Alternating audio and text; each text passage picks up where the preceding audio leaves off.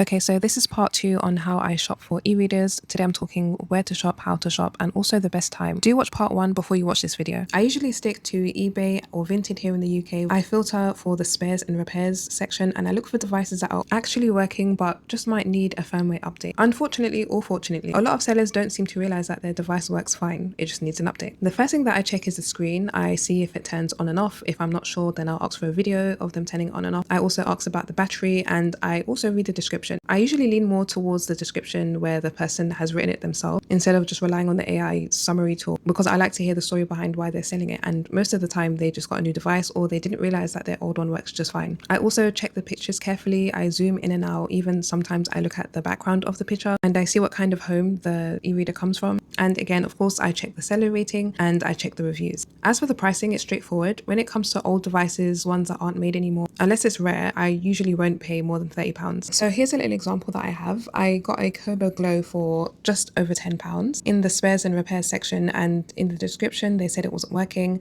I got it home, cleaned it up, did a software update, and it works perfectly. I also added co-reader on it and I've got so many different features and tools on it, and it's faster than its stock software. So little finds like this are why patience and knowing what to do really does pay off. Timing is another factor I watch out for. I usually look right after the major holidays like Christmas or New Year's, because a lot of people usually put read more as their New Year's resolution and then they don't. So end of January through mid-February tends to be a sweet spot in my opinion. The same goes for public holidays or right after a new device is announced. Over time, you just start to notice patterns and know when to look for things. So again, this is just my method and what works for me, and stay tuned for part 3 where I talk about accessories.